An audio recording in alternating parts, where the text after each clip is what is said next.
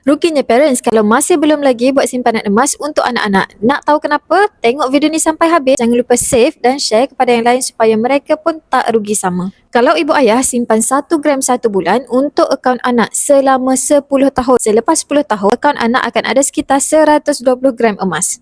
Harga emas hari ini adalah sekitar RM490 per gram. Bermakna 120 gram tadi nilainya adalah sekitar RM58,800. Kita lihat dari prestasi emas melalui website Gold Price ni. Harga emas telah meningkat sebanyak 85% sejak 5 tahun yang lalu dan naik setinggi 700% sejak 20 tahun yang lalu. Daripada sejarah harga emas ni, tuan-puan boleh lihat harga emas meningkat secara purata lebih daripada 10% setiap tahun. Ini bermakna dalam tempoh 10 tahun, harga emas boleh naik melebihi daripada 100%. Anak-anak ni lambat lagi mereka nak gunakan duit mereka. Jadi duit yang anak-anak dapat, contohnya duit raya, duit daripada nenek ke, daripada dihabiskan ke tempat-tempat lain yang bukan barang keperluan, lebih baik ibu ayah buat simpanan untuk masa depan mereka. Lagi best sekarang sebab di Public Gold, ibu ayah boleh mula buat simpanan emas serendah RM50 setiap bulan. Jadi ibu ayah, sementara harga emas hari ini tengah murah, boleh ambil peluang buka akaun Gap Junior untuk anak-anak yang berumur bawah daripada 18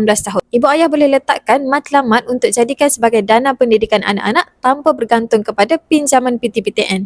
Bagi ibu ayah yang belum lagi buka akaun Gap Junior untuk anak-anak, boleh klik link di bio untuk saya bantu pendaftaran. 1 anak, 1 akaun Gap Junior. InsyaAllah saya guide sebaiknya.